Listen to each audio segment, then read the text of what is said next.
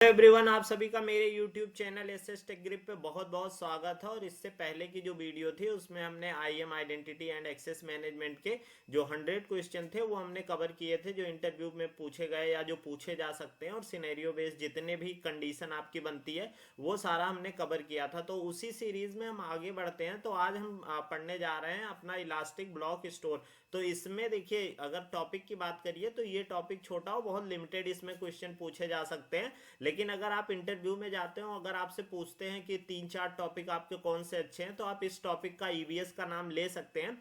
क्योंकि क्या है, इसमें बहुत कम क्वेश्चन है और आप बहुत जल्दी कवर कर सकते हैं।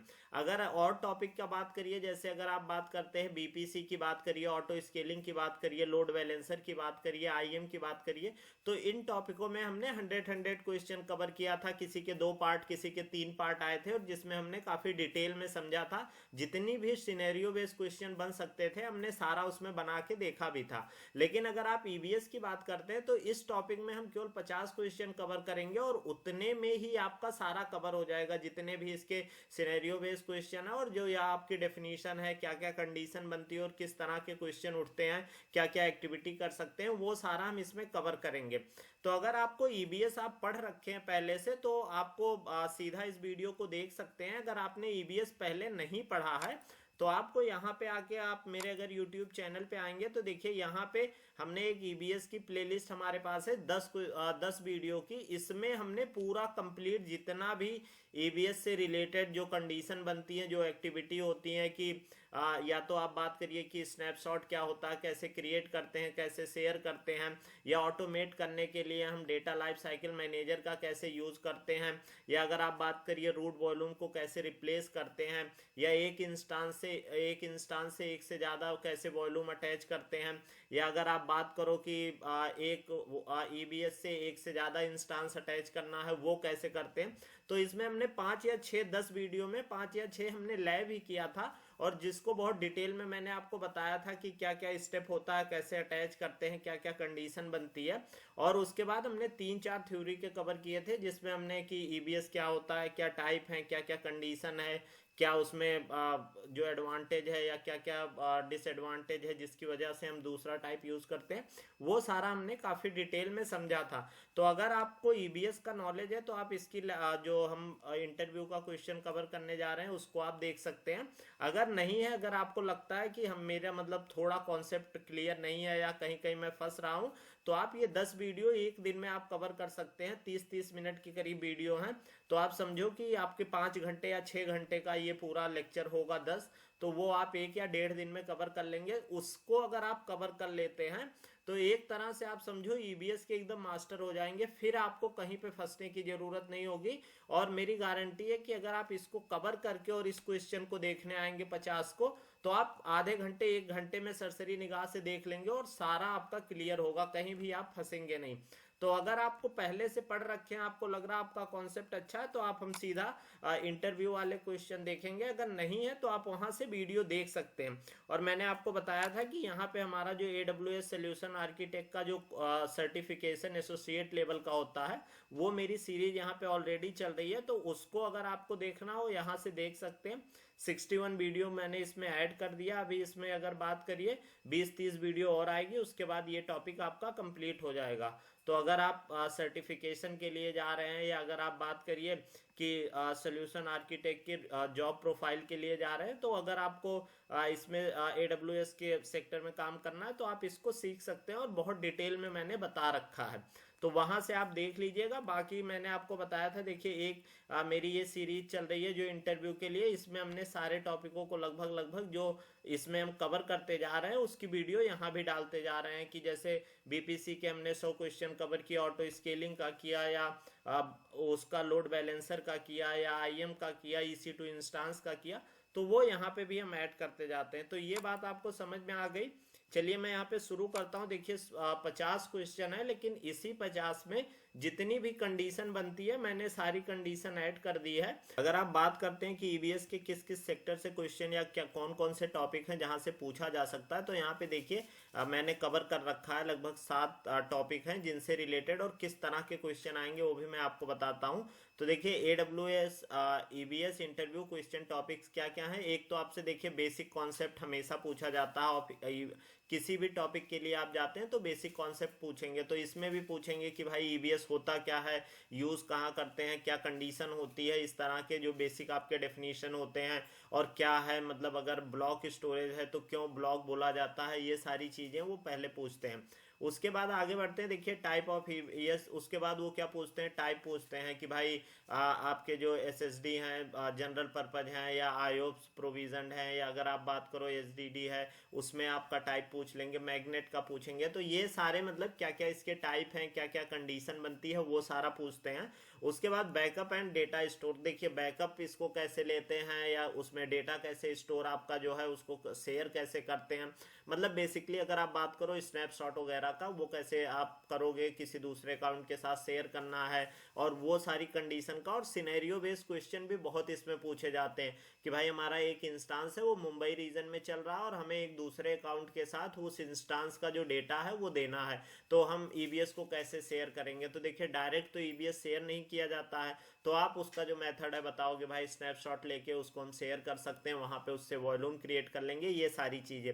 उसके बाद देखिए advantage and use cases of EVS. Advantage पूछेंगे कि क्या क्या एडवांटेज है और क्या क्या उसके यूज केसेस हैं। उसमें काफी मतलब अगर आप बात करो ड्यूरेबिलिटी है, स्केलेबिलिटी है, या अगर आप बात करो ट्रांसफर आप कर सकते हो, या आप बात करो कि मतलब उसको मॉडिफाई बहुत आसानी से किया जा सकता है रनिंग इंस्टांस पे, ये सारी चीजें उसमें जो उसके फीचर हैं। अगर देखिए आपसे एडवांटेज पूछा जाता है, बेनिफिट पूछा जाता है, फीचर पूछा जाता है, तो सबका आपको जवाब लगभग लगभग एक ही देना है। उस common issues and solutions of EBS. तो देखिए कॉमन इशू क्या आते हैं कि जैसे आपका मान लीजिए जो ईबीएस है उसका मतलब स्टोरेज फुल हो गया, या मान लीजिए वो रिस्पॉन्स नहीं कर रहा है, या मान लीजिए वो स्लो हो गया, क्या रीज़न हो सकता है। या अगर आपको लग रहा है कि आपका उसका मतलब जो इफिशिएंसी है वो कम हो गई है, तो वो सारी चीज़ें कैसे देखते हैं, और क्या क्या उसमें मॉडिफाई या क्या क्या उसका सोल्यूशन है, उसको हम कैसे काम करेंगे वो देखेंगे। और उसके बाद snapshot and data life cycle manager की स्नैपशॉट क्या होता है, कैसे लिया जाता है, कैसे शेयर किया जाता है, क्या क्या उसकी कंडीशन होती है, कहाँ शेयर कैसे कर सकते हैं, वो सारी चीज़ें। डेटा लाइफ साइकिल मैनेजर जो आपका होता है वो स्नैपशॉट को ऑटोमेट करता है, तो वो कैसे काम करता है, क्या क्या उसमें कंडीशन हम लगा सकते हैं, ये सारी चीज़ें आपसे उसमें पूछी जाएंगी। उसके बाद देखिए common activities related to AWS EBS। जो कॉमन एक्टिविटी होती है कि हमें रूट वॉल्यूम रिप्लेस करना है वो कैसे करेंगे, या हमें एक इंस्टांस से एक से ज़्यादा EBS अटैच करना है वो कैसे करेंगे, या एक EBS से मल्टीपल इंस्टांस अटैच करना है उसकी क्या कंडीशन होगी या कैसे करेंगे, ये सारी चीज़ें आप उसमें देखेंगे। तो आपके जो ये 7 टॉपिक होते हैं इसमें ही लगभग ईबीएस के आपके सारे क्वेश्चन कवर होंगे, और वो हम अभी एक एक करके देखेंगे तो आपको वहां से आइडिया भी लगेगा। इसके बाद आगे देखते हैं। तो देखिए एक और आपका बनता है कि जो मैं लगभग लगभग अपनी जो इंटरव्यू वाली वीडियो है सब में दिखाता हूँ कि सबसे पहले आपको ये ज़्यादा जानना जरूरी है कि आप अगर उस टॉपिक में किस रेंज में या किस किस कंडीशन में है, तो वो वहां से आप आइडिया लगेगा कि आपको उस पर कैसे काम करना है। एक तरह से आप अपना कैसे प्लान बनाएंगे, कैसे उस पर क्या क्या आपको इशू आ रहा है या किस तरह की प्रॉब्लम आ रही है, कैसे उसको रिजॉल्व करके, और मतलब आपकी अंडरस्टैंडिंग और उस नॉलेज पे मतलब उस टॉपिक पे पकड़ अच्छी होगी। तो देखिए अगर मैंने बनाया कि अगर बिलो 40% है तो उस टॉपिक पे मतलब आपकी नॉलेज कम है, तो आपको क्या करना होगा, need to learn every topic in detail, की सारे टॉपिक को बहुत डिटेल में पढ़ना होगा। क्योंकि अगर आप 40% से भी कम जवाब दे पा रहे हैं तो जब सिनेरियो बेस्ड क्वेश्चन और कंडीशन बनाई जाएगी तो आप फंस जाओगे। उसके बाद देखिए 40 to 60% जो मीडियम कैटेगरी होती है, इसमें need to work on weak points. तो देखिए अगर आप 50-60% दे रहे हैं जवाब, तो इसका मतलब यह है कि कुछ क्वेश्चंस पे आपकी कंडीशन ठीक है, कुछ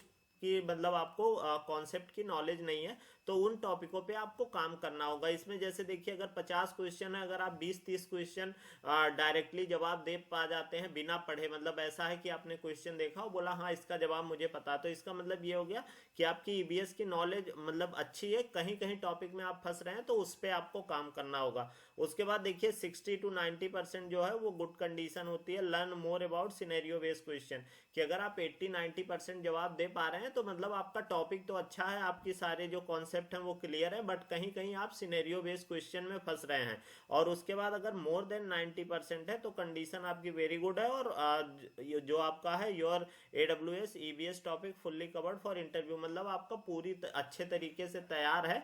मतलब अगर बात करो जैसे ये 50 क्वेश्चन है, तो आप अगर देखते हो जैसे आपने क्वेश्चन देखा और या मान लीजिए आपने आंसर भी पढ़ा और आपको समझ में आ गया कि हाँ एकदम कॉन्सेप्ट की ठीक है बिना बताए पहले, मतलब ऐसा हो गया कि आपने क्वेश्चन पढ़ा और आप जान गए कि हाँ इसका आंसर ये होगा और मुझे पता है, कहीं कहीं थोड़ा मिस हो रहे हैं वो अलग बात है। और अगर इस तरह का आप समझ लीजिए 50 में 45 या उससे ऊपर का क्वेश्चन दे पा रहे हैं जवाब, तो ये समझ लीजिए कि आपका टॉपिक ये क्लियर है। एक दो क्वेश्चन में जो आपको फंसना है वो कहीं कहीं आप फंस सकते हो, अदरवाइज आपका क्लियर है। तो आपको इस जो वीडियो को है इसको पढ़ना भी ऐसे है कि आप, ऐसा नहीं है कि सारे क्वेश्चन को अच्छे से पढ़िए, उसका थ्योरी पार्ट आप लिखिए या उसका जितनी चीजें मैं बोल रहा हूँ सुनिए, नहीं।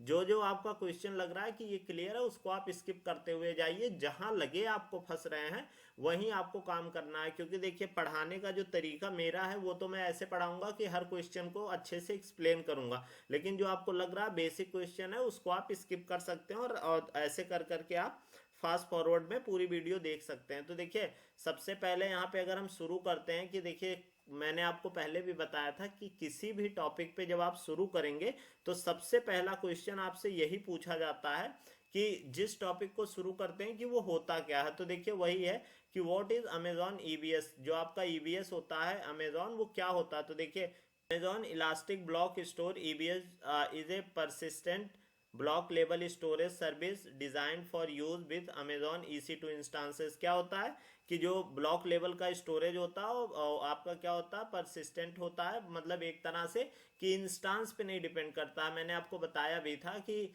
ऐसी कंडीशन हो कि जैसे इंस्टांस डिलीट हुआ या टर्मिनेट हुआ तो आपका ऐसा नहीं है कि उसी के साथ आया था और उसी के साथ चला गया, ऐसी कंडीशन ना हो। और उसके बाद it provide scalable high performance storage for application and data. तो क्या होता है देखिए स्केलेबल होता है, उसके बाद हाई परफॉर्मेंस स्टोरेज होती है आपके एप्लीकेशन और डेटा के लिए। तो ईबीएस का एक बेसिक डेफिनेशन ये होता है, इसमें और भी चीज़ें आप ऐड कर सकते हैं, वो मतलब कि जो आप उसकी ड्यूरेबिलिटी ऐड कर सकते हैं, एफिशिएंसी ऐड कर सकते हैं, ये सारी चीज़ें, और इजी टू शेयर होता है। मतलब एक तरह से 2-3 लाइन की डेफिनेशन होती है, उसमें और चीज़ें आप ऐड कर सकते हैं। उसके बाद देखिए दूसरा क्वेश्चन है what type of storage is Amazon EBS. देखिए अब इस वाले क्वेश्चन को लगभग लगभग सेम ही है, ज़्यादा डिफरेंस नहीं है, लेकिन वो ये पूछ लेंगे, मतलब वो पहले आपसे ये जानना चाह रहे हैं कि ईबीएस जैसे मैंने आपको बताया था फाइल सिस्टम का होता है या आपका ब्लॉक स्टोरेज होता है या ऑब्जेक्ट स्टोरेज होता है, तो वो जानना चाह रहे हैं कि किस टाइप का स्टोरेज है। तो देखिए जो आपका ईबीएस होता है, मैं इसकी फुल फॉर्म से ही आपको ईबीएस का लग रहा है, इलास्टिक ब्लॉक स्टोर, तो ये जो होता है ब्लॉक स्टोरेज होता है। तो Amazon EBS elastic block store is a block storage service designed for use with Amazon EC2। किसके लिए, अमेजॉन EC2 के लिए। It provide high performance low latency storage for workloads like database application and file system supporting persistent reliable and scalable data storage. तो आपका क्या होता है कि जितने भी देखिए ये सारा है आपको, रिलायबल है, स्केलेबल है, उसके बाद यहाँ पे अगर आप देखेंगे हाई परफॉर्मेंस लो लेटेंसी, तो ये सारी चीजें आप इसमें ऐड कर सकते हैं। तो ये अगर आप बात करो तो दोनों, अगर आपको लग रहा है कि अगर उन्होंने इसको पूछा तो आप ये पूरा बता सकते हैं, अगर उन्होंने पहले वाले क्वेश्चन को पूछा तो उसमें भी आप ये सारी चीजें ऐड कर सकते हैं। उसके बाद आगे बढ़ते हैं तो देखिए दिया है जब उसमें टॉपिक में कोई किसी भी टॉपिक में जब अंदर घुसने लगते हैं तो वो यहीं से शुरू करते हैं, क्या टाइप होता है, कितने और क्यों टाइप बनाया गया, क्या उनके एडवांटेज हैं, ये सारी चीजें। तो देखिए अगला क्वेश्चन है what are the types of EVS volumes. जो आपके ईवीएस वॉल्यूम है उनके क्या टाइप है। तो देखिए बेसिकली जो होता है, अगर आप बात करो तो ये 4 टाइप ही ऑफर करते हैं।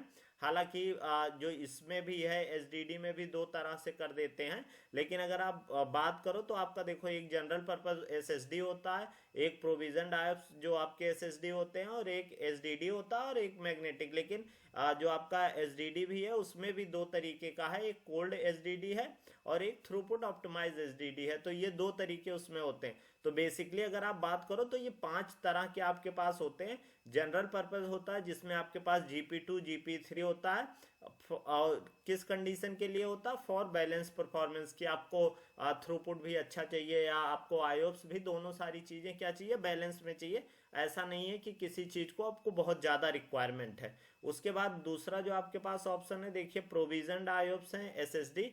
इसमें देखिए IO1 IO2 आपके पास होते हैं फॉर हाई परफॉर्मेंस वर्कलोड्स। इनकी क्या है, इनमें आयोप्स आप बहुत ज्यादा बढ़ा सकते हैं, मतलब 2,56,000 तक है आपका अगर IO2 आप यूज कर रहे हैं तो आयोप्स इसमें बहुत हाई रहता है। और आपका तीसरा जो है देखिए थ्रूपुट ऑप्टिमाइज एसडीडी, क्या है, for big data and streaming. Basically अगर आप बात करो तो इनके जो चार्जेस होते हैं वो कम होते हैं। तो अगर आपको परफॉर्मेंस और लेटेंसी वगैरह पे मतलब कम चाहिए तो आप GP2 GP3 IO1 IO2 use करेंगे। अदरवाइज आप इनका भी यूज कर सकते हैं फॉर बिग डेटा स्ट्रीमिंग। और उसके बाद कोल्ड एसडीडी फॉर क्या, इनफ्रीक्वेंट एक्सेस के लिए। और मैग्नेटिक स्टैंडर्ड होता है for archival and legacy application, कि मतलब कॉस्ट कम रहेगी और आप उसके अनुसार उसको यूज कर सकते हैं। और मतलब इन सब में ये रहता है कि तभी आप यूज करिए कि आपका अगर 10-5 मिनट डेटा का मतलब आपके पास एक्सेस ना रहे तो भी चले। इस तरह की कंडीशन के लिए कोल्ड एसडीडी, देखिए नाम से ही लग रहा है, तो ये इनफ्रीक्वेंट ऐसे है कि 2-3 दिन में कभी एक बार करना हुआ या महीने में 1-2 बार करना हुआ, तो उस तरह की कंडीशन के लिए आपका एक्सेस अगर आपको करना है तो कोल्ड एसडीडी यूज होता है। तो ये आपके टाइप होते हैं, इनको आप याद रखिएगा। अभी इनको हम डिटेल में भी देखेंगे और वहां से फिर हम समझेंगे कि इसमें क्या क्या होता है। इसके बाद आगे बढ़ते हैं तो देखिए अगला क्वेश्चन दिया है कि what are the key feature of Amazon EBS. अब देखिए मैं आपको बोला था कि अगर की फीचर बोलते हैं, बेनिफिट बोलते हैं, इंपॉर्टेंस बोलते हैं, या अगर वो मान लीजिए एडवांटेज बोलते हैं, कुछ भी बोलते हैं, आपको यही सारी चीज़ें उसमें बतानी है कि जो ये आपके की फीचर होते हैं वही आपके एडवांटेज हैं, बेनिफिट हैं और इंपॉर्टेंस, सारी चीज़ों में आपको यही बताना है। वो क्या क्या है, Amazon EBS offer the following feature. ये आपके 4-5 क्वेश्चनों का एक सिंगल जवाब होता है। ये आपको एक तरह से याद होना चाहिए कि ये मेन मेन फीचर होते हैं। तो देखिए परसिस्टेंट स्टोरेज होता है, जो मैंने आपको बोला था, data persist independently of EC2 instances, की EC2 इंस्टांस रहे या जाए उससे मतलब नहीं है। अगर आपने उस अनुसार सेलेक्ट कर रखा है कि डिलीट ऑन टर्मिनेशन वाला जो है उस पर अगर आपने चेक नहीं किया, चेक पे जो वो बॉक्स है उस पर आपने क्लिक नहीं किया है, तो वो आपका क्या है कि आपका स्टोरेज बचा रहेगा। उसके बाद देखिए स्केलेबिलिटी होती है, इजिली स्केल स्टोरेज कैपेसिटी, घटा मतलब उसको बढ़ा सकते हैं, घटा नहीं सकते हैं, बढ़ा सकते हैं अपने रिक्वायरमेंट के अनुसार, तो वो भी आपके पास है। उसके बाद देखिए परफॉर्मेंस होता है, high IOPS and throughput for various workload, अपने रिक्वायरमेंट के अनुसार कर सकते हैं। स्नैपशॉट है, create point in time backups, कि आप बैकअप बनाने के लिए स्नैपशॉट ले सकते हैं। उसके बाद देखिए इंक्रिप्शन का ऑप्शन है कि data at rest and in transit is encrypted, कि अगर आपने इंक्रिप्शन का यूज किया तो चाहे वो ट्रांजिट में हो या रेस्ट में हो आपका इंक्रिप्टेड फॉर्म में रहेगा। उसके बाद देखिए ड्यूरेबिलिटी है, ड्यूरेबिलिटी डिजाइन फॉर 99.999% अवेलेबिलिटी, मतलब जो अगर आपका IO2 है वो सबसे ज़्यादा अगर ड्यूरेबिलिटी होती है और की थोड़ी कम होती है, 0.1 से 0.2 जो इनका होता है फेलियर रेट होता है, नहीं तो ये ड्यूरेबल मतलब उसके बाद ये हमेशा आपको अवेलेबल मिलेंगे। उसके बाद क्या होता है, फ्लेक्सिबिलिटी होती है, multiple volume type for different use cases, की मतलब वेराइटी बहुत ज़्यादा है और जिस तरह का आपका यूज केस है उसके लिए आप यूज कर सकते हैं। उसके बाद देखिए मल्टी अटैच का भी आपके पास ऑप्शन है, attach volumes to multiple instance in the same availability zone.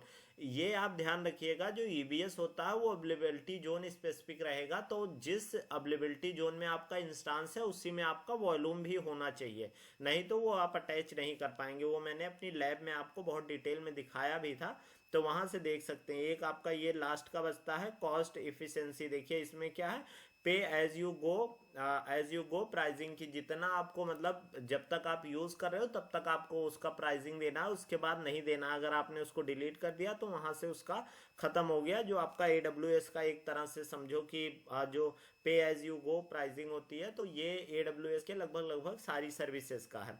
तो ये इतने इसके एडवांटेज होते हैं, इतने यूज केसेस होते हैं, यहाँ से आप देख सकते हैं। उसके बाद देखिए पूछा जाता है what is the maximum size of an EBS volume. अब देखिए उसका ये अगर अलग अलग आप क्वेश्चन पूछते हैं तो 5-6 क्वेश्चन आपके बनेंगे, लेकिन सिंगल में मैं यहाँ आपको बता दे रहा हूँ, और इसमें से अगर वो कोई 1-2 का पूछते हैं तो आप बता सकते हैं।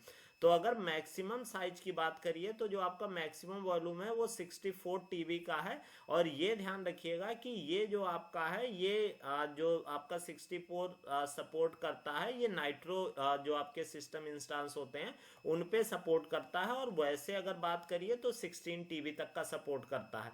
तो ये ध्यान रखिएगा अगर वो क्या पूछ रहे हैं कि अगर नाइट्रो के लिए पूछ रहे हैं, मैक्सिमम अगर बात करिए तो 64 है, लेकिन 64 किसके लिए? नाइट्रो के लिए। और बेसिक जो आपके इंस्टांस होते हैं उनके लिए क्या ऑप्शन है? 16 तक का। तो जो आपके जनरल पर्पज GP2 GP3 होते हैं वो दोनों 16 TB तक होते हैं। उसके बाद प्रोविजन IOP SSD की अगर आप बात करिए IO1 की, तो वो भी 16 TB तक का होता है। और जो आपका प्रोविजन IOP SSD IO2 होता है ये 64 का होता है। मतलब अगर आप बात करो तो जितने भी हैं मैग्नेटिक को छोड़कर, मैग्नेटिक क्या होता है केवल 1 TB तक का होता है, उससे बड़ा साइज इसके पास नहीं है। लेकिन उसके बाद जितने हैं वो सब क्या होते हैं? 16 TB मैक्सिमम साइज है। केवल IO2 का जो है वो 64 TB है। तो आपको 3 चीजें याद रखनी है, मैग्नेटिक का मैक्सिमम 1 होगा, और जो आपका IO2 है उसका 64 है, बाकी सबका कितना है? जो आपका है 16 TB है। ये बात आपको समझ में आ गई। उसके बाद आगे बढ़ते हैं तो देखिए दिया what is the IOPS limit for EBS volume. IOPS की आपको देखिए जरूरत मैंने बताया था तब पड़ती है जहां पे आपकी कैलकुलेशन बहुत ज्यादा है, जैसे मान लीजिए बैंकिंग सेक्टर हो गया, या ऐसी जगह पे जहां पे क्या है कि डेटा कम ट्रांसफर हो रहा है, लेकिन बहुत फ्रिक्वेंट है, मतलब उसमें अगर आप बात करो हिट बहुत ज्यादा है। जैसे मैंने आपको बताया था कि जैसे पेमेंट गेटवे होते हैं, या और बैंकिंग का सेक्टर हो गया, या अगर आप बात करो जितने रिचार्ज वगैरह की कंपनियां होती हैं, इनमें क्या देखिए रिचार्ज आप करने जा रहे हैं तो डेटा तो बहुत कम ट्रांसफर होगा, लेकिन क्या है उस पर जो एक्सेस है वो बहुत लोग कर रहे हैं। तो इस तरह का है जिसमें आपका ऐसे समझो कि IOPS जो इनपुट आउटपुट पर सेकंड आपका होता है वो बेसिकली आपका कितना फ्रीक्वेंट, मतलब कितना ज्यादा लोग एक्सेस कर रहे हैं उस पर डिपेंड करता है। तो देखिए the IOPS limit of EBS volume depend on the volume type. आपका IOPS जो होता है, अगर आप बात करो साइज का भी पूछेंगे तो वहां पे भी मैक्सिमम कितना होता है। और अगर IOPS की बात करते हैं तो ये क्या है आपका इंस्टांस आपका जो है वो EBS वॉल्यूम पे डिपेंड करेगा। अगर आप बात करते हैं GP3 की तो इसका कितना मैक्सिमम होता है? 16,000 IOPS होता है। अगर आप GP2 की बात करते हैं तो इसका भी 16,000 होता है। IO1 का जो है वो 64,000 होता है, और IO2 का क्या है? 2,56,000। तो ये इसकी मैक्सिमम लिमिट है आपकी IOPS की, कि इतना तक आप ले सकते हैं। बाकी उसमें कंडीशन रहती है कि जैसे आपका GP2 है उसमें आपका 1 GB पे 3 IOPS बढ़ेंगे, जो आपका GP3 है उस पे 1 GB पे शायद 500 IOPS बढ़ते हैं। तो इस तरह का आपका वहां से देख सकते हैं, और वो उस रिक्वायरमेंट के अनुसार बढ़ेंगे। और ST1 और SC1 जो आपके हैं ये दोनों, मतलब SDD की अगर बात करिए तो these are throughput optimize and do not have a fixed IOPS limit but throughput is bypass on the volume size. तो क्या होता है बेस्ड ऑन वॉल्यूम साइज। तो क्या होता है कि जो आपका थ्रूपुट होता है वो किस पे होगा? वॉल्यूम साइज पे डिपेंड करेगा। और उसमें क्या होता है, इसमें IOPS रहते हैं बट वो आपके लेवल पे नहीं है, उसमें नॉट एप्लीकेबल लिख के आता है कि मतलब आप नहीं उस पर कैलकुलेट कर सकते हो। थोड़ा बहुत IOPS उसमें भी रहते हैं, तो उसके लिए आपको परेशान नहीं होनी है।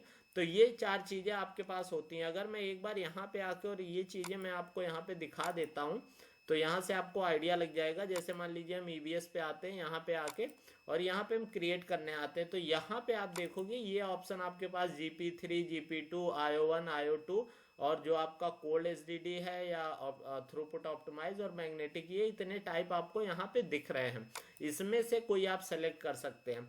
अब इसमें आप अगर देखते हो यहाँ पे जैसे मान लीजिए हमने 10 GB रख दिया, तो ये आप देखो IOPS कितने हैं इसमें? 3,000 से 16,000 हैं। जितना आप चाहते हो बढ़ा सकते हो, और मैंने वो आपको दिखाया भी था। अगर अभी मैं इसको 16,000 करूंगा तो ये काम नहीं करेगा, क्यों नहीं काम करेगा? क्योंकि यहाँ पे देखिए ये बोल रहे हैं कि जो आपका IOPS GP3 के लिए है वो 10 GB के लिए 5000 ही है। तो ये इस तरह का आप यहाँ से देख सकते हैं, ये सारी कंडीशन बनती है यहाँ पे। और इस अनुसार आप अगर वहीं आप इसका GP2 का देखेंगे तो देखिए इस पे 100 यहाँ पे जैसे जैसे आप बढ़ाते जाएंगे तो यहाँ पे आपका IOPS बढ़ता जाता है। आपका 30 GB तक ये जो रहेगा, यहाँ पे 100 रहेगा, उसके बाद बढ़ेगा। देखिए अब हम 30 से ऊपर गए, क्योंकि मैंने बोला था 1 GB पे ये 3 IOPS बढ़ता है। तो देखिए जैसे जैसे हम बढ़ाते जा रहे हैं यहाँ पे ये बढ़ता जा रहा। तो इस अनुसार आप ये देख सकते हैं। उसके बाद अगर आप देखेंगे यहाँ पे IO1 का, तो ये देखिए इसमें आपका जो ये है कितना है, ये आपका IOPS यहाँ पे इसके अनुसार डिपेंड करता है, ये भी आपका उसी लिमिट पे रहेगा। और यहाँ पे ये मैक्सिमम IOPS अलाउड फॉर 41, ये कितना है 2050। तो वॉल्यूम के अनुसार ही आपका डिपेंड करता है। यहाँ पे अगर आप देखेंगे IO1 में नॉट अप्लीकेबल है, मतलब ये थ्रूपुट इसका जो है वो बढ़ेगा बट आप उसको चेंज नहीं कर सकते हैं।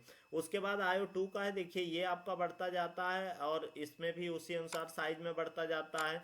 कोल्ड उसमें देखेंगे, इसमें देखिए थ्रूपुट आ रहा है और यहाँ पे अगर आप GB बढ़ाते जाएंगे IOPS देखिए नॉट अप्लीकेबल है। वैसे ही आप यहाँ पे थ्रूपुट बढ़ाएंगे IOPS नॉट अप्लीकेबल है, केवल क्या है। और यहाँ पे आप आएंगे मैग्नेटिक पे, इस पे देखिए दोनों नॉट अप्लीकेबल है। तो ये बात आपको समझ में आ गई।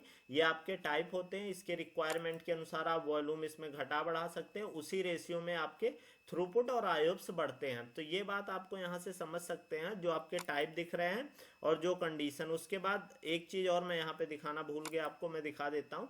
जैसे देखिए आपको मैंने बोला था कि जो IO2 है, इसमें जब आप आएंगे तो देखिए इसमें आपका जो स्टोरेज होता है, ये देखिए 64 वो दिखा रहा है TB तक का, मतलब 65,536 GB, मतलब 64 TB है। और बाकी में आएंगे देखिए ये भी 16 TB का है, ये भी 16 TB है और ये भी 16 TB है, यहाँ पे आपका दिखा रहा है। वहीं आप अगर IO2 का आएंगे, देखिए इसके IOPS जो है वो 2,56,000 दिखा रहे हैं। बाकी के अगर देखेंगे आप तो देखिए इसका अभी जो है 25,000 यहाँ पे दिखा रहे हैं, पर ये बढ़ता है अपने उसके अनुसार। और उसके बाद देखिए इसका भी जो है यहाँ पे IOPS आप दिखा रहे हैं अभी 3,000, लेकिन वो 3,000 से ऊपर भी जाता है। और इसका जो है इसका भी 16,000। तो इस अनुसार ये इसका बढ़ता हुआ जाता है, ये यहाँ से आप देख सकते हैं। तो ये बात आपको समझ में आ गई कि IOPS और थ्रूपुट कैसे काम करते हैं और कैसे मतलब वो बढ़ते जाते हैं इंस्टांस के टाइप। उसके बाद हम आगे बढ़ते हैं तो देखिए अगला क्वेश्चन है, can EVS volume be attach to multiple EC2 instance at the same time. तो देखिए अगर बात करिए कि वो पूछ रहे हैं कि जो आपका EVS वॉल्यूम है वो मल्टीपल इंस्टांस के साथ अटैच हो सकता है सेम टाइम में। तो जो मैंने आपको मल्टी अटैच का कॉन्सेप्ट बताया था जब हम इसकी वीडियो कर रहे थे, तो हमने आपको डिटेल में समझाया था, उसकी मैंने लैब भी करा रखी है। तो अगर आपको देखना हो तो वो देख सकते हैं। आधे घंटे की लैब है, लेकिन आपको बहुत अच्छे से समझ में आ जाएगा कैसे काम करता। तो देखिए EVS volume can only be attach to an EC2 instance at a time. Basic जो कॉन्सेप्ट आपका होता है उसमें क्या होता है, एक EVS वॉल्यूम आपके एक इंस्टांस से अटैच होगा। लेकिन देखिए एक्सेप्ट फॉर IO1 IO2, सबके साथ नहीं। किसके साथ? IO1 IO2। IO1 में भी मैंने आपको बोला था सिर्फ 3 रीजन है जिसमें ये मल्टी अटैच का काम करता है, बाकी हर रीजन में आपका क्या है, IO2 काम करेगा। Volume with multi attach which allow attachment to up to 16 EC2 instance in the same availability zone for specific use cases। तो आपका IO2 मैंने आपको दिखाया था इसमें IO1 में कि 3 रीजन होते हैं, वहां पे आप सेलेक्ट कर सकते हैं और वहां पे आप उसको मतलब वहां पे मल्टी अटैच यूज कर सकते हैं। बाकी सारे रीजन में आपको क्या यूज करना है, आपको बाकी सारे रीजन में IO2 का यूज करना है मल्टी अटैच के लिए। और उसके बाद आप उसको IO1 में मैंने आपको एक चीज और भी बताई थी कि IO1 में अगर एक बार आपने मल्टी अटैच इनेबल कर दिया तो कोई भी पैरामीटर उसका चेंज नहीं होता, ना आप उसकी साइज बढ़ा सकते हैं, ना IOPS बढ़ा सकते हैं, ना थ्रूपुट बढ़ा सकते हैं, कुछ भी नहीं बढ़ा सकते हैं। लेकिन IO2 जो है इसमें आप कुछ भी चेंज कर सकते हैं। अगर आप मल्टी अटैच गलती से भूल गए तो उसको इनेबल भी कर सकते हैं। वो सारी चीजें मैंने आपको लैब करा रखी है, तो अगर आपको देखना होगा तो वो एक लैब आप देख लीजिएगा जहां पे हमने मल्टी अटैच का बताया। उसमें मैंने बहुत ढेर सारे यूज केसेस बताए हैं कि कैसे उसका यूज करना है, कैसे कौन कौन से रीजन में है, कौन कौन सी कंडीशन उसमें बनती है, और जहां पे आप देख सकते हैं तो वो आप वहां पे डिटेल में देख लीजिएगा। उसके बाद देखिए what is the Amazon EVS बस परफॉर्मेंस। अब देखिए बोला जाता है ना कि ब्लास्ट हो जाना, तो मैक्सिमम जो आपकी परफॉर्मेंस होती है कभी कभी जो आपकी लिमिट है उससे भी ऊपर चली जाती है। उस सिचुएशन के लिए अगर आप बात करो तो GP2 GP3 के पास है कि जो आपकी बेस लाइन है उससे भी ऊपर वो क्रॉस कर जाते हैं। और वो मैनेज कैसे करते हैं, ऐसे कि जैसे जिस टाइम आपका लोड कम है उस समय आप समझो कि ऐसे वो आयोप्स और थ्रूपुट अपना क्या है रिजर्व करते हैं। तो उस टाइम वो क्या करेंगे, रिजर्व करेंगे, और जब वो आपका लिमिट आएगा या जब आपका यूज केस आएगा कि क्रॉस कर जा रहा है, उस सिचुएशन में वो एक्सीड भी कर जाते हैं। तो Amazon EBS burst performance allow volume like GP2 and GP3 to temporary exceed baseline IOPS and throughput handling spike in demand की। जैसे बहुत एकाएक हुआ कि ऐसा नहीं है कि अब वो उसी पे बहुत देर तक काम करेंगे, नहीं, कभी ऐसी कंडीशन बनी कि 10-15 मिनट या 5 मिनट के लिए ऐसा हुआ कि बहुत हाई ट्रैफिक आ गई और उस समय रिक्वायरमेंट से ज़्यादा थ्रूपुट या वो चाहिए था आयोप्स, तो वो मैनेज कर लेते हैं उतना देर के लिए। GP2 use a credit system while GP3 offer predictable performance without credit. तो इसके पास क्या है, क्रेडिट सिस्टम है और ये प्रिडिक्टेबल परफॉर्मेंस विदाउट क्रेडिट पे काम। तो बेसिकली आप ऐसे समझो कि कॉन्सेप्ट यही होता है, मैंने ये आपको बताया भी था कि क्या होता है कि कभी कभी जब आपका परफॉर्मेंस लो रहेगा तो वो थोड़ा थोड़ा स्टोर करते रहते हैं, और जब कभी आपका मान लीजिए बहुत हाई परफॉर्मेंस गया तो उस समय वो मैनेज कर लेते हैं। तो ये तरीका होता है इसका काम करने का। उसके बाद आगे बढ़ते हैं तो देखिए दिया है what factor affect the performance of EBS volume. अब ईबीएस वॉल्यूम का अगर आप बात करो इंक्रीज हो रहा है तो क्या मतलब ईबीएस वॉल्यूम का जो परफॉर्मेंस है वो किन किन बातों पे इफेक्ट करेगा। अब देखिए सबसे पहले मैंने आपको बताया था, यहाँ पे दिया भी है कि वॉल्यूम टाइप कौन सा आप वॉल्यूम ले रहे हैं। जैसे आपने IO1 लिया, IO2 लिया, GP3 GP2 लिया है, उस अनुसार उसकी परफॉर्मेंस होगी। दूसरा क्या है, इंस्टांस टाइप। मैंने आपको बताया कि इंस्टांस पे भी डिपेंड करता है। अगर आपका नाइट्रो इंस्टांस है, बेसिकली अगर आप समझो कि अगर जहां पे आप स्टोरेज अटैच कर रहे हो उस मशीन का भी क्या पावर है, इस पे भी तो डिपेंड करेगा। जैसे अगर आपका फोन है, फोन की क्वालिटी बहुत अच्छी है, उसका प्रोसेसर और सारी चीजें बहुत अच्छी है, तो उससे ज्यादा स्टोरेज अगर आप अटैच कर रहे हैं तो वो चलेगा। लेकिन अगर उसका प्रोसेसर और सारी चीजें कम हो, स्टोरेज आपने ज्यादा अटैच कर दिया, तो भी स्लो रहेगा।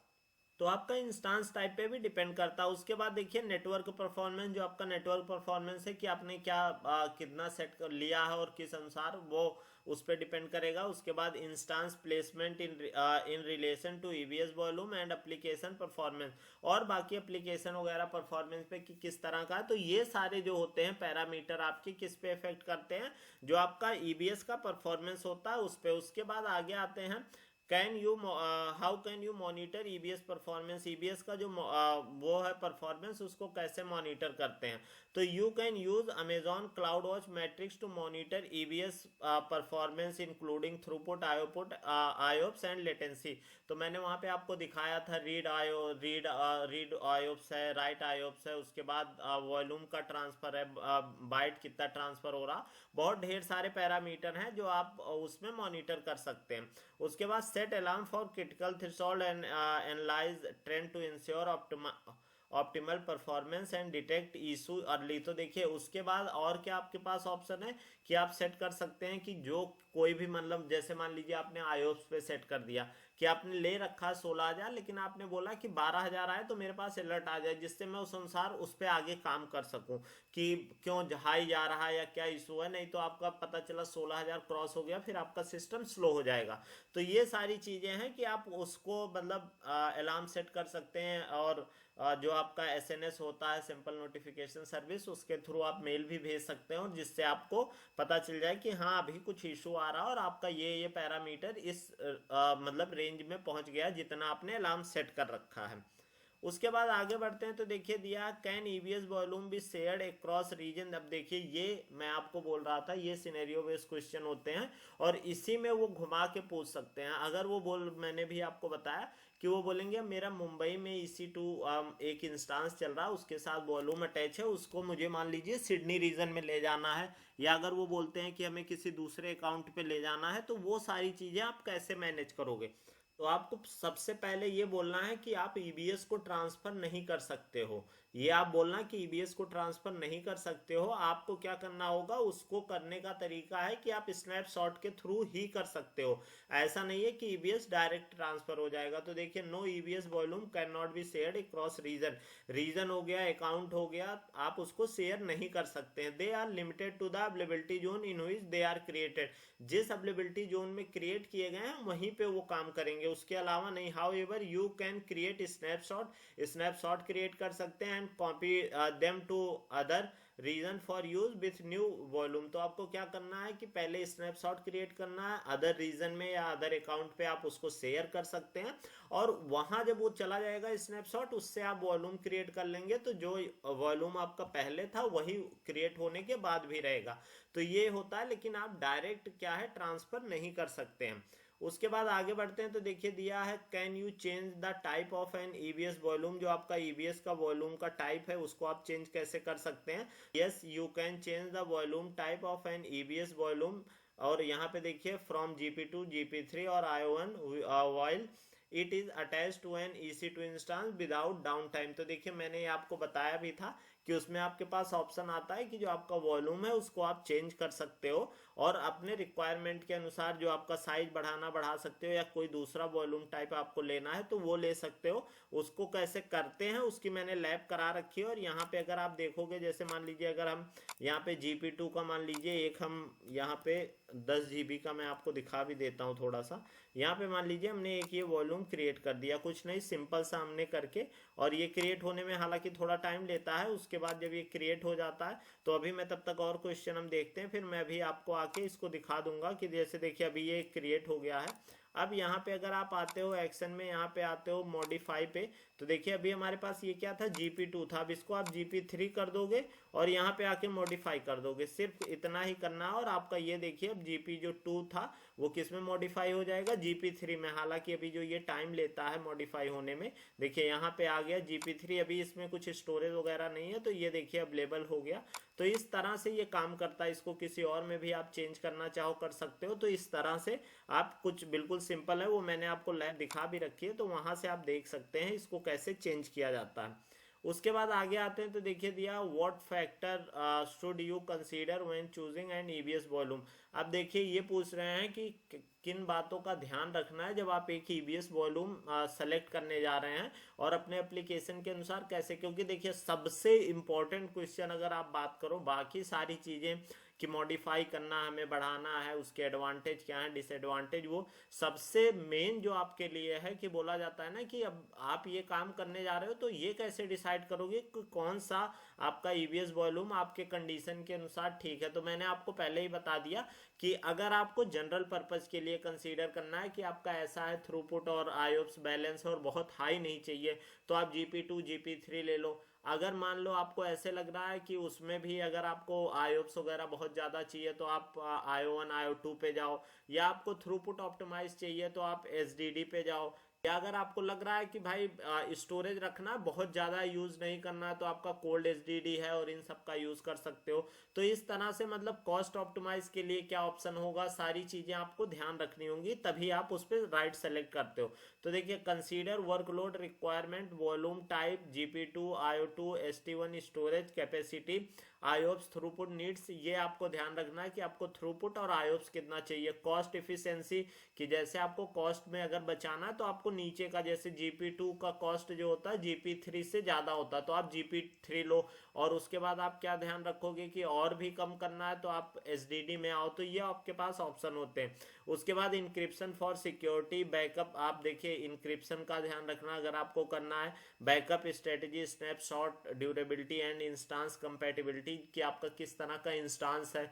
अगर मान लीजिए इंस्टांस आपका बहुत अच्छा है तो आपको वॉल्यूम भी बहुत अच्छा लेना होगा। उसके बाद evaluate performance, consistency, scalability and specific application demand to ensure optimal storage selection within budget and compliance standard, कि आपका जो बजट है और जो आपकी रिक्वायरमेंट है या जो आपका कंप्लायंस है उसके अनुसार आप डिसाइड करोगे कि कौन सा आपके लिए जो ईबीएस है वो सही है।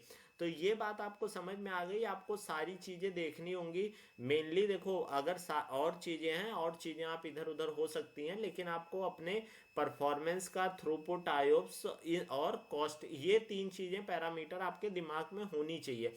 ऐसा नहीं है, देखिए जैसे IO2 सबसे अच्छा है, लेकिन अब IO2 आप ले लोगे तो उस अनुसार आपको पैसा भी देना पड़ेगा। पता चला कंपनी उतना पैसा देने को तैयार नहीं है, तो वो दिक्कत है। और मान लीजिए कंपनी बोल रही है कि नहीं भाई, हमें पैसे से दिक्कत नहीं है, हमें परफॉर्मेंस बहुत अच्छी चाहिए, तो आप IO2 पे जाओ। अगर कंपनी बोल रही है बैलेंस पे लो, तो आप GP3 पे ले लो। या कंपनी कह रही है कि नहीं, 10 मिनट 15 मिनट हमारा वॉल्यूम डाउन भी रहेगा चलेगा, लेकिन हमें पैसा ज़्यादा बचाना है, तो आप उसमें SDD में जाओ। ये सारे आपके पास ऑप्शन वहाँ पे होते हैं। उसके बाद आगे बढ़ते हैं, तो देखिए एक मैंने ये बनाया है कि what are the pricing detail for the different type of EBS volume. तो ये एक EBS मतलब ये जो आपका होता है, मैंने बताया रीजन स्पेसिफिक होता है, रीजन के अनुसार प्राइस चेंज होता है, लेकिन बहुत माइनर ही। मतलब ऐसा नहीं है कि जैसे इसका 0.0912 है तो ये नहीं है कि 0.2 हो जाएगा, इतना नहीं। थोड़ा सा, बहुत थोड़ा सा अगर होगा तो चेंज होगा, नहीं तो लगभग लगभग सेम रहेगा। तो ये आपका एक, अगर मैं आपको दिखा दूं, जैसे देखिए जनरल पर्पज GP3 जो आपका है स्टोरेज, उसका जो कॉस्ट है वो आप समझो 0.0912 GB पर मंथ, 1 GB का 1 मंथ का चार्ज ये होता है। तो उसके बाद आपका देखिए जनरल पर्पज GP3 आयोप्स, उसके जो आयोप्स होते हैं, इसमें देखिए 3000 आयोप्स आपके फ्री होते हैं, और उसके बाद आपको पर आयोप्स का 0.0057 प्रोविजन आयोप्स मंथ ओवर 3000। तो 3000 का तो फ्री है, 3000 से ऊपर जितना आप ले रहे हैं उसमें ये मल्टीप्लाई कर दीजिए, उतना मंथ का मतलब पर मंथ उतना आपको एक्स्ट्रा चार्ज देना होगा। उसके बाद देखिए थ्रूपुट का क्या चार्ज देना होता है GP3 में। GP3 में 125 GB फ्री होता है आपका MB। उसके ऊपर जाते हैं तो 0.046 प्रोविजन MB पर सेकंड पर मंथ ओवर 125 से ऊपर जाएंगे तो पर आपका जो थ्रूपुट है, एक मान लीजिए उसके ऊपर 10 आप और ले रहे हैं, तो आप 0.4 के आसपास, 0.46 आपको और एक्स्ट्रा चार्ज देना होगा। और उसके बाद अगर आप आते हैं general purpose SSD GP2 volume में, तो इसमें देखिए 0.114। अब देखिए GP3 का जो चार्ज है उससे इसमें ज्यादा देना है, 0.114 है पर GB month for provision storage. तो आपको ये चार्ज इसमें देना है जितना आपका कॉस्ट ये आएगा। उसके बाद देखिए प्रोविजन आयो SSD IO1 वॉल्यूम जो आपका है, इसका देखिए चार्ज थोड़ा और ज्यादा है, 0.131 पर GB प्रोविजन स्टोरेज एंड 0.068 पर प्रोविजन आयोप्स पर मंथ। तो यहाँ पे अगर आप देखोगे तो 0.0057 था एक आयोप्स का, और यहाँ पे आपका 0.068 है। तो ये थोड़ा सा ज्यादा यहाँ पे होता जाता है IO1 में। IO2 में इससे भी थोड़ा ज्यादा चार्ज होगा। IO2 में आप आओगे तो देखिए प्रोविजन आयोप्स SSD का स्टोरेज जो होता है 0.131 GB होता है, ये आपको पर मंथ 1 GB का चार्ज देना है, तो इसका जो होता है चार्ज थोड़ा ज्यादा होता है। उसके बाद प्रोविजन आयोप्स SSD IO2 आयोप्स का क्या इसमें होता है कि 0.068 प्रोविजन आयोप्स अप टू 32,000, जो 32,000 तक होगा उसका चार्ज आपको पर उसका आयोप्स का ये देना है। उससे 32 से 64 के बीच में 0.048 देना है, और अगर आप 64,000 से भी ऊपर जाएंगे तो 0.033। बेसिकली ये समझिए कि ये आप कहीं सामान लेने जाते हैं ना, तो बोला जाता है कि अगर आप बल्क में लेंगे तो आपको चार्जेस कम देना होगा, उस मीडियम में लेंगे उससे कम, और अगर आप थोड़ा लेंगे तो उसका चार्ज ज़्यादा रहता है। जैसे 1 किलो का सामान, किसी सामान की कीमत 100 है तो 5 किलो लेंगे तो वो 400 ही होगा, इस तरह का।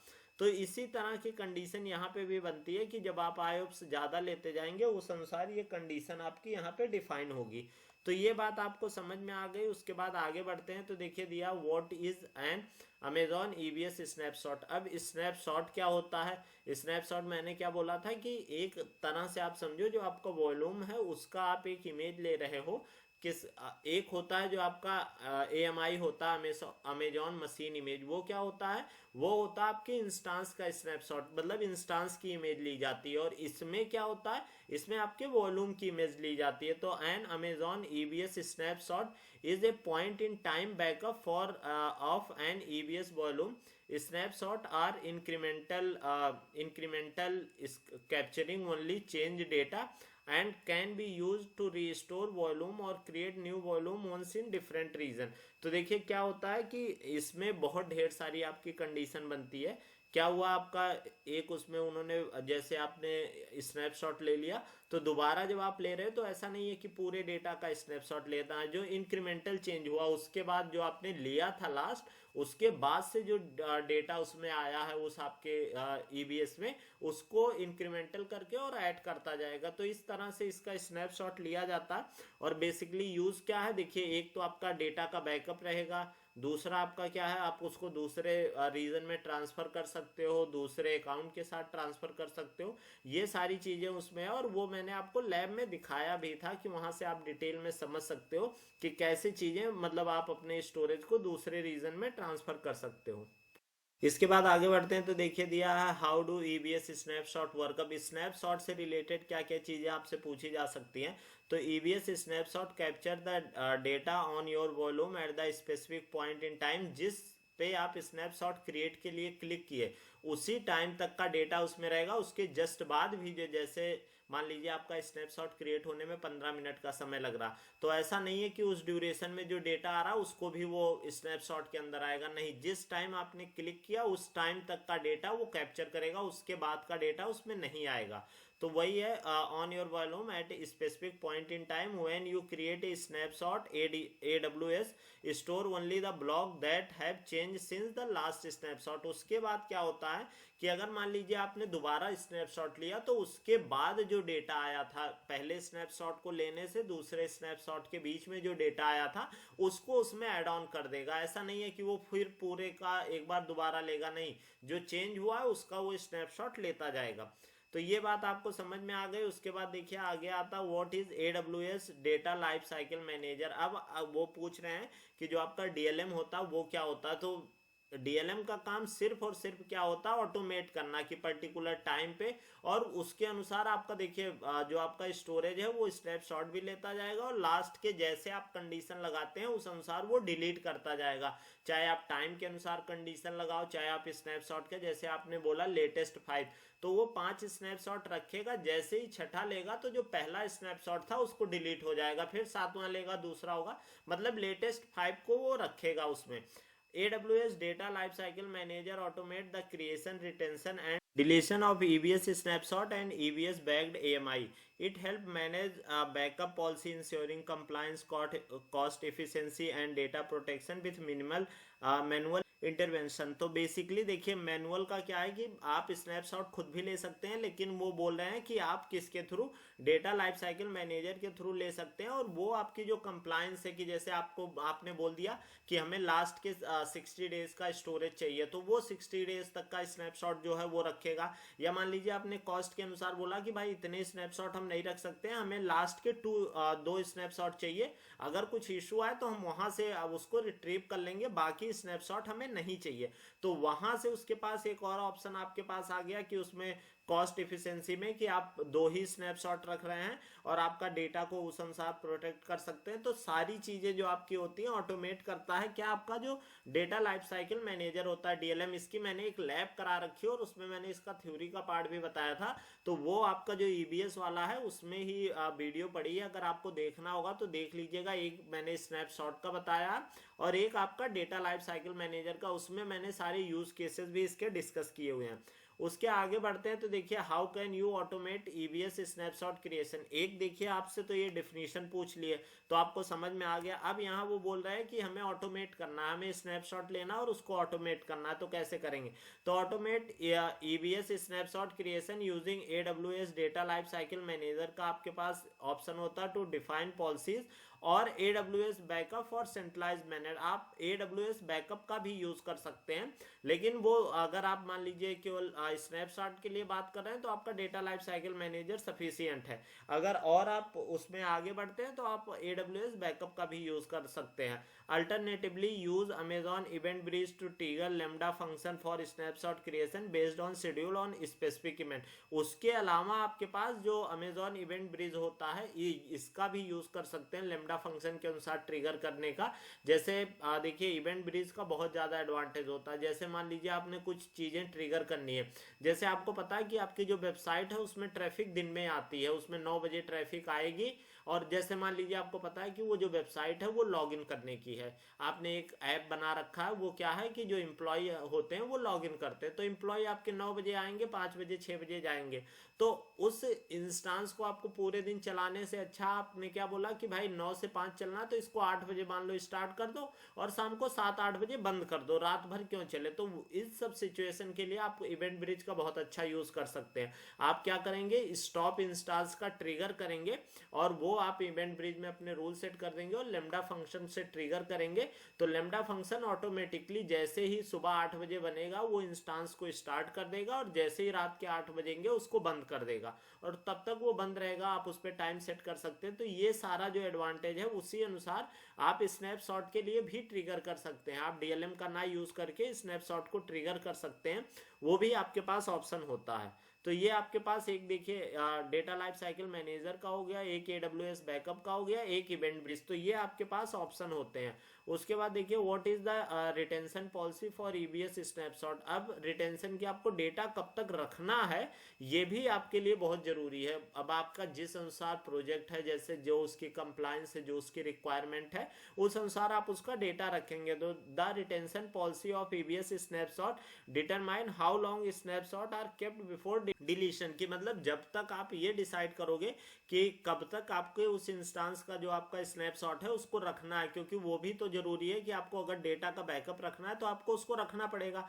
It can be configured using AWS data life cycle manager और AWS बैकअप। ये मैंने आपको डेटा लाइफ साइकिल मैनेजर में दिखाया भी था कि हमने बोला था कि इसमें देखिए टाइम का भी ऑप्शन है, इसमें आपका वो उसका है कि कितना स्नैपशॉट रखना, वो दोनों ऑप्शन वहां पे थे।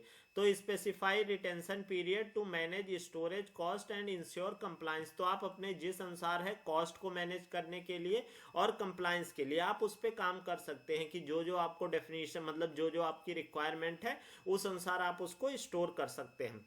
उससे आगे बढ़ते हैं तो देखिए दिया how do you restore an EBS volume for a snapshot. Snapshot से आप EBS वॉल्यूम को अगर बात करिए वहां से आप स्नैपशॉट से वॉल्यूम क्रिएट कर सकते हैं। उनके तरीके क्या क्या होते हैं, आप उनको कंसोल से भी कर सकते हैं, CLI और SDK आपके पास किसी से भी क्रिएट कर सकते हैं, ऐसा कोई प्रॉब्लम नहीं है। You can restore an EBS volume by creating a new volume for an existing snapshot. जो आपका स्नैपशॉट है उससे वॉल्यूम आप बना सकते हैं। This can be done by AWS management console, CLI and SDK। क्या क्या ऑप्शन है, मैनेजमेंट कंसोल के थ्रू, CLI के थ्रू और SDK, तीनों ऑप्शन आपके वहां पे अवेलेबल रहते हैं।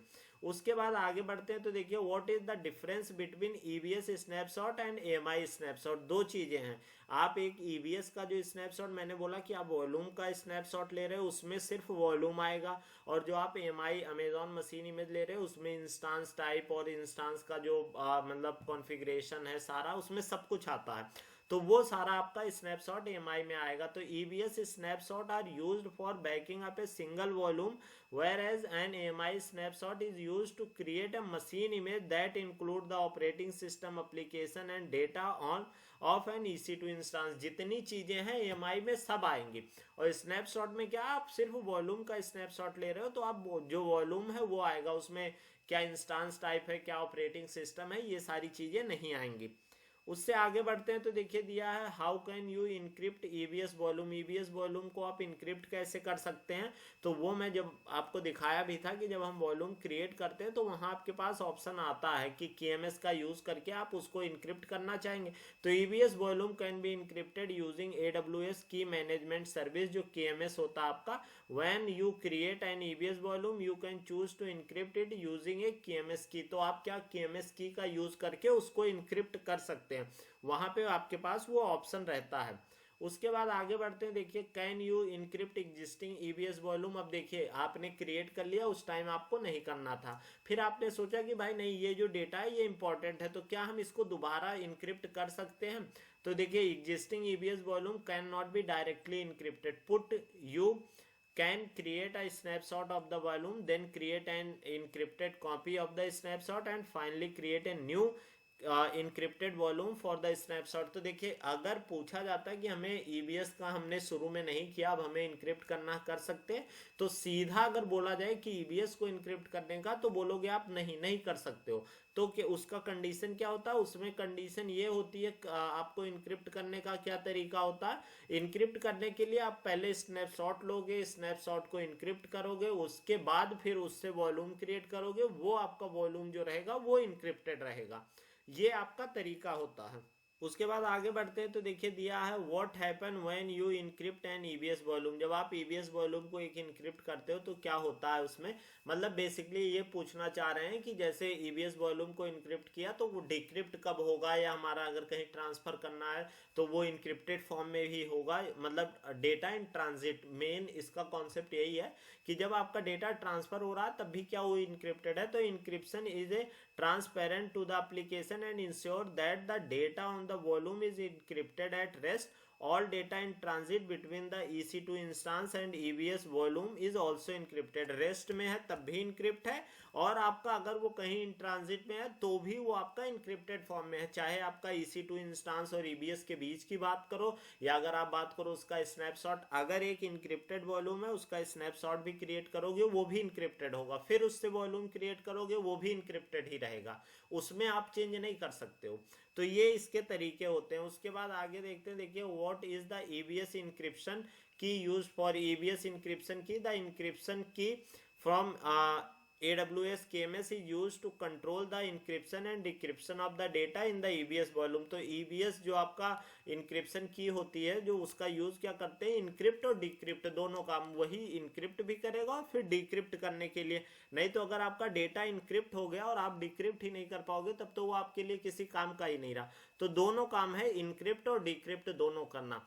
तो ये बात आपको समझ में आ गई। 25 क्वेश्चन हमने इसमें कवर कर लिया, हमारे 25 क्वेश्चन और बच रहे हैं, उसको हम नेक्स्ट में कवर कर लेंगे, और उसके बाद ये आपका 2 वीडियो में पूरा हो जाएगा। तो वहां से आप देख सकते हैं और बहुत अच्छे से जितने भी टॉपिक हैं, देखिए अब यहाँ पे मैं बहुत डिटेल में नहीं बता सकता, अगर एक एक क्वेश्चन को मैं बताने लगूँ तो अगर मैं आपको लैब के साथ दिखाऊं तो ये 10-10 15-15 मिनट लग जाएगा कि कैसे क्रिएट हो रहा, कैसे इनक्रिप्ट हो रहा, कैसे डिक्रिप्ट हो रहा, या कैसे हम चेंज कर रहे हैं इंस्टांस टाइप या मतलब वॉल्यूम टाइप, या कैसे हम उसमें मल्टी अटैच कर रहे हैं। तो इसीलिए मैंने इसकी पहले ही लैब बना के डाल दी है। तो अगर आपको कहीं भी, जैसे हमने 25 क्वेश्चन पढ़ा, इसमें कहीं भी आपको डाउट लग रहा है तो पहले आप उसकी लैब देख लेना, सारे क्वेश्चन की जितने भी हैं उसकी मैंने जो वीडियो है उसमें नाम पढ़ा, तो वहां से आप देख लेना और उसको पहले आप पढ़ लेना, तब आप बहुत अच्छे से समझ पाओगे।